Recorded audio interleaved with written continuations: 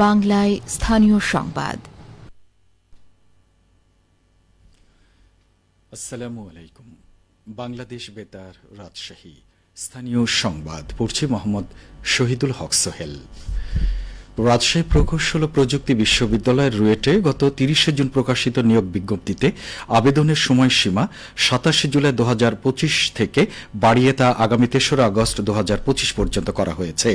গতকাল রুয়েটের ভারপ্রাপ্ত রেজিস্ট্রার আরিফ আহমেদ চৌধুরী স্বাক্ষরিত এক বিজ্ঞপ্তিতে এই তথ্য জানানো হয়। বিজ্ঞপ্তিতে বলা হয়, গত ৩০ জুন ২০২৫ তারিখে জারিকৃত নিয়োগ বিজ্ঞপ্তিতে আবেদনের সময়সীমা অনিবার্য কারণবশত ২৭ জুলাই ২০২৫ বিকেল ৫টার পরিবর্তে আগামী ৩রা আগস্ট ২০২৫ বিকেল ৫টা পর্যন্ত বৃদ্ধি করা হয়েছে। তবে নিয়োগ বিজ্ঞপ্তির অন্যান্য শর্তাবলী অপরিবর্তিত থাকবে। রাজশাহী দুর্গাপুরে performance based grants for secondary institutions scheme ACDP মাধ্যমিক উচ্চশিক্ষা অধিদপ্তর ও শিক্ষা মন্ত্রণালয়ের পক্ষ হতে মেধাবী শিক্ষার্থীদের মাঝে পুরস্কার বিতরণ করা হয়েছে। গতকাল উপজেলা পরিষদ হলরুমে এই পুরস্কার বিতরণ করা হয়। পুরস্কার বিতরণ অনুষ্ঠানে মাইলস্টোন স্কুল অ্যান্ড কলেজের শিক্ষার্থীদের স্মরণে ১ মিনিট নীরবতা পালন করা হয় এবং দুর্গাপুরের বিভিন্ন স্কুলের মেধাবী শিক্ষার্থীদের হাতে পুরস্কার তুলে দেওয়া হয়। অনুষ্ঠানে উপজেলা নির্বাহী অফিসার সাবরিনা শারমিনের সভাপতিত্বে প্রধান অতিথি ছিলেন রাজশাহী আঞ্চলিক পরিচালক মাধ্যমিক উচ্চশিক্ষা প্রফেসর আসাদুজ্জামান। অনুষ্ঠানে বিভিন্ন স্কুল কলেজের শিক্ষক ও শিক্ষার্থীরা উপস্থিত ছিলেন। এদিকে রাজশাহীর বাগমারায় এসএসসি, এইচএসসি ও সমমান পরীক্ষায় উত্তীর্ণ মেধাবী শিক্ষার্থীদের মাঝে performance based grants for secondary institutions scheme ACDP মাধ্যমিক ও উচ্চশিক্ষা অধিদপ্তর শিক্ষা মন্ত্রণালয়ের পক্ষ থেকে সংবর্ধনা ও পুরস্কার বিতরণ করা হয়েছে। গতকাল বাগমারা উপজেলা পরিষদ মিলনায়তনে এ পুরস্কার বিতরণী ও সংবর্ধনা অনুষ্ঠানের আয়োজন করে জেলা শিক্ষা অফিস রাজশাহী এবং বাগমারা উপজেলা মাধ্যমিক শিক্ষা অফিস। অনুষ্ঠানে সভাপতিত্ব করেন ভারপ্রাপ্ত রাজশাহী জেলা শিক্ষা অফিসার আব্দুল ওহাব। অনুষ্ঠানে এসএসসি ও এইচএসসি সমমান পরীক্ষায় উত্তীর্ণ মেধাবী ও কৃতী ২০ জন করে মোট ৪০ জন শিক্ষার্থীকে ১০,০০০ টাকা করে প্রদান করা হয়। সেই সাথে সম্মাননা ক্রেস্ট ও সনদপত্র তুলে দেওয়া হয় শিক্ষার্থীদের হাতে। অনুষ্ঠানে বিভিন্ন শিক্ষা প্রতিষ্ঠানের প্রধান, অভিভাবক, কৃতী শিক্ষার্থী ও সাংবাদিকবৃন্দ উপস্থিত ছিলেন। জালিয়াতির মাধ্যমে রাজশাহী বিশ্ববিদ্যালয়ে ২০২৪-২৫ শিক্ষাবর্ষে ফার্মেসি বিভাগে স্নাতক সম্মান প্রথম বর্ষে ভর্তি হতে এসে গতকাল আটক হয়েছে একজন শিক্ষার্থী। আটককৃত শিক্ষার্থীর নাম আবদুল্লাহ আল ইমরান। আটককৃত শিক্ষার্থী জানান, তার দুঃসম্পর্কের আত্মীয় রাইসুল ইসলাম রাহি তাকে ও তার বান্ধবী সাদিয়া তাসনিম সুস্মিতাকে রাজশাহী বিশ্ববিদ্যালয়ে ভর্তি করিয়ে দেওয়ার আশ্বাস দিয়ে প্রায় ১.৫ লাখ এবং তার বান্ধবীর কাছ থেকে ১,৮০,০০০ টাকা নিয়েছেন। রাহি রুয়েটে চাকরি করে। এই বিষয়ে রাজশাহী বিশ্ববিদ্যালয়ের প্রক্টর অধ্যাপক মাহবুবুর রহমান বলেন, ফার্মেসি বিভাগে একজন ভর্তি হতে আসার পর বিভাগ থেকে এ ব্যাপারে জানানো হয়। ওই শিক্ষার্থীকে পুলিশের কাছে হস্তান্তর করা হয়েছে। পুলিশ পরবর্তী আইনগত পদক্ষেপ নেবেন। নওগাঁর পত্নীতলা উপজেলায় ল্যাম্পিস্কিন রোগে শত শত গরু আক্রান্ত হয়েছে।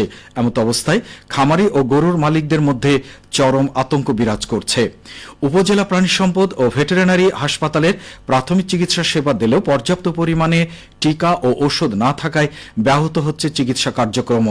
পত্নীতলা উপজেলা প্রাণী সম্পদ কর্মকর্তা ডাক্তার আশিস কুমার দেবনাথ বলেন, উপজেলা প্রাণী সম্পদ দপ্তর ভেটেরিনারি হাসপাতালে সরকারিভাবে ল্যাম্পিস্কিন ডিজিজ রোগ প্রতিরোধক টিকা বর্তমানে বরাদ্দ পাওয়া গেছে। গত ২-৩ মাস আগে এ বরাদ্দ না পাওয়ায় খামারি ও ব্যক্তিগত পশুপালনকারীরা নিজস্ব অর্থায়নে বেসরকারি টিকা দোকান থেকে কিনতেন।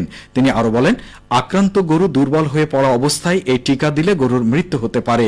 এ রোগের প্রাথমিক চিকিৎসার জন্য গরুকে মশারির ভেতরে রাখতে হবে। এছাড়াও প্যারাসিটামল ও সোডিয়াম বাইকার্বনেট ট্যাবলেট এবং ভিটামিন খাওয়ানো যেতে পারে। বিশ্ব হেপাটাইটিস দিবস আজ।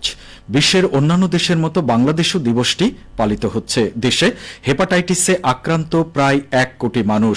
এর মধ্যে হেপাটাইটিস বিতে আক্রান্ত রোগীর সংখ্যা প্রায় ১০ লাখ।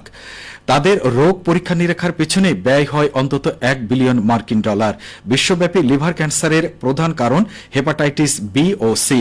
বিশ্বে প্রতি সেকেন্ডে এই রোগে আক্রান্ত একজনের মৃত্যু হয়। এ প্রসঙ্গে বাংলাদেশ মেডিকেল বিশ্ববিদ্যালয়ের লিভার বিভাগের সাবেক চেয়ারম্যান অধ্যাপক ডাক্তার সেলিমুর রহমান বলেন, হেপাটাইটিস একটি প্রাণঘাতী রোগ। বিশেষ করে বি ও সি ভাইরাসের চিকিৎসা অত্যন্ত ব্যয়বহুল। এই রোগ পানি ও খাবারের মাধ্যমে ছড়ায়। একটি শোক সংবাদ।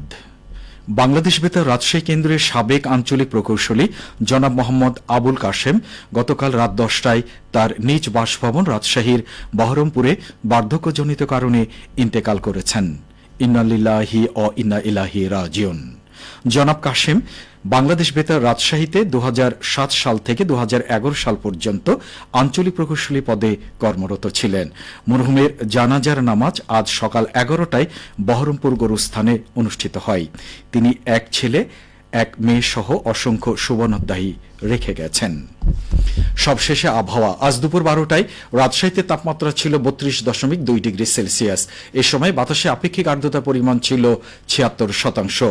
রাজশাহী ও পার্শ্ববর্তী এলাকায় আজ সূর্যাস্ত সন্ধ্যে 6:51। সংবাদ শেষ হলো। আমাদের পরবর্তী স্থানীয় সংবাদ শুনবেন দুপুর 2:05।